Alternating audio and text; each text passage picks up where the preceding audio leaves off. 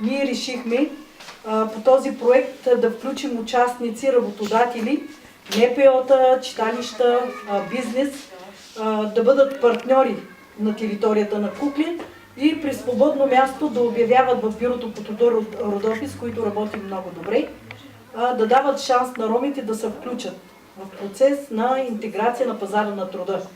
В началото направихме няколко срещи с бенефициенти и с представители на общината, с фирми, с местни организации. Уточнихме плановите си на действие, след което започнахме да работим по самата същност на проекта. Подписахме едно споразумение. Така, като успех на една жена с увреждания сме намерили работа, също не чрез бюрото, а не всъщност чрез Националната програма за хора с увреждания. В една поликлиника жената е много така доволна. Сега като работя съм много по-добре, спокойна, не се притеснявам, знам, че имам работа, иначе вкъщи се затварям в себе си и мисля само откъде да взема, какво да правя, как да плата това, как да плата това. Сега съм много добре, плащам си сметките, малко или много, има с какво да се занимавам, имам работа, чувствам се полезна за нещо.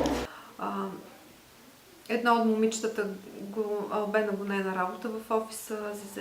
Значи записах се в бюрото по труда в Пловдив и оттам ми предложиха работа и 6 месеца беше по програмата и вече цял месец пак продължавам.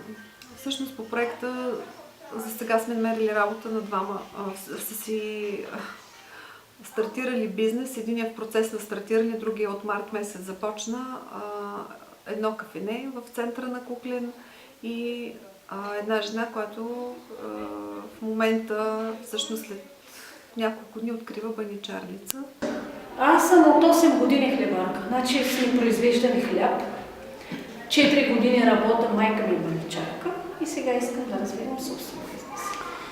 Искам да благодаря на Европейската комисия в Брюксел за това, че даде възможност на организациите, партньори, участници в проекта да дават шанс на безработни роми да развиват собствен бизнес и да си намерят работа.